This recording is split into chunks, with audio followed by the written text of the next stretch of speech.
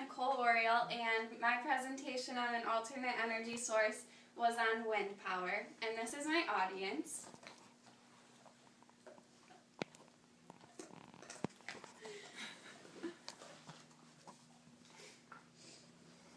Why do we need alternate energy sources? Alternate energy resources are any source of energy other than fossil fuels.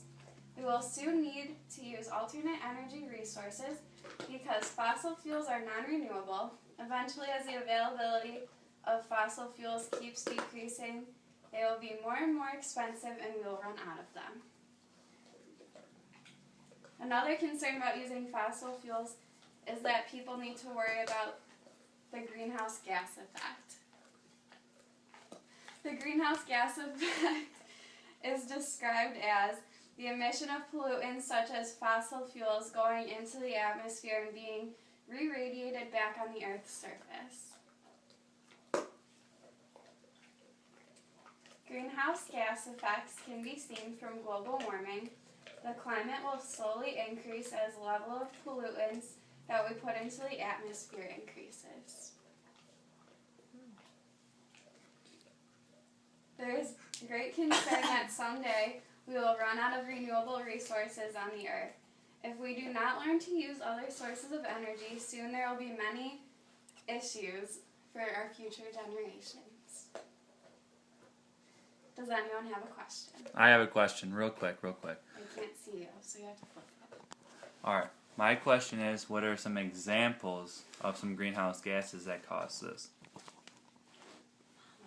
What are some examples? What are some examples? Oh, the climate change. The climate will increase gradually, and that can melt ice caps, and they will go into the ocean, and the ocean level will rise, which can flood everywhere, and that would be a big problem. Oh, okay. Alright. Thank you. Yeah. Thanks. You're welcome. The history of wind energy. The uses of wind as an alternate energy started long before the use of fossil fuels as an energy. Wind energy started being used as far back as 500 to 900 AD in Persia. Ooh. The first design of windmills were originally made to grind grain and were vertical axis design, so they went like this instead of like this. Like they were going forward instead of this way. I agree. Mm-hmm. Yeah. Persia and China both used vertical axis windmills to pump water and grind grain long before they were introduced to the Western world. In about 1300 AD, windmills started to appear in the Western world, only instead of the vertical axis designs, they were mostly designed horizontally, so they're up and down and like this. Okay? Windmills kept developing this way to be more and more technologically advanced all the way into the 19th century, and although they are not seen as much today, they are still being used. Wind power use. Wind power can be used in two ways, mechanically and electrically. Mechanical power was what they used it in like Persia and China, the ones that went like this. Get it? Mm-hmm. I get it. Wait, what do you mean by that? Like, they were used to pump water. Have you ever seen those ones, the water things that go like this? Yeah. Oh, like Seen the it ones in the that city like of Rochester. Yeah. The with flour water mills. in it that goes around in a Yeah. circle. They were in the That's flour mills. mechanical. I think I energy. understand, kinda. That's mechanical energy, okay? Got it. Okay. A little bit.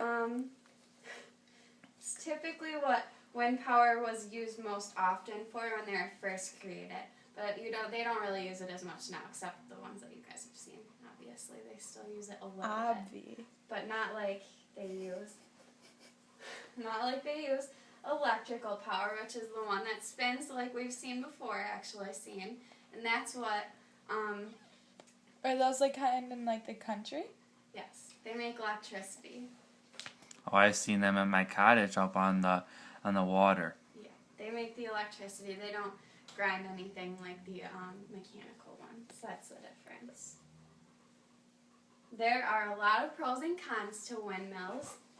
One pro is that they used to help farmers and factories do harder jobs.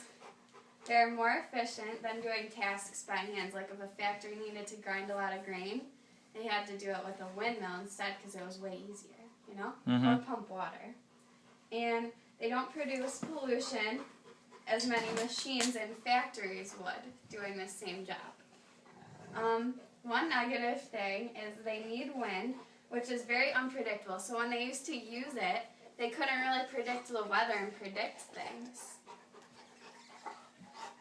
And so they didn't really know when the wind was happening or not going to.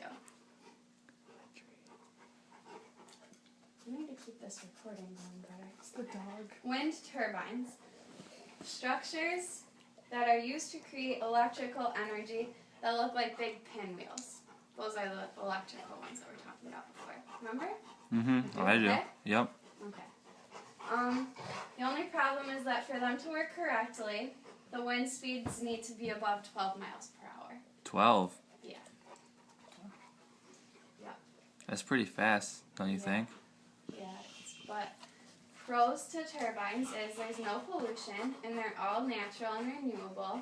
They're low price. The only thing that you have to pay for is the construction of them. And so then all of your energy is basically free after that. So that's a good deal. And they can be built anywhere where there's like space to put them. So they're pretty convenient where you can place them. And then they can power schools and all, like your house and everything. But the negative things is that the wind is uncontrollable, so you never know how good your electricity will be each day. Because if it's not over 12 miles per hour, it's not good.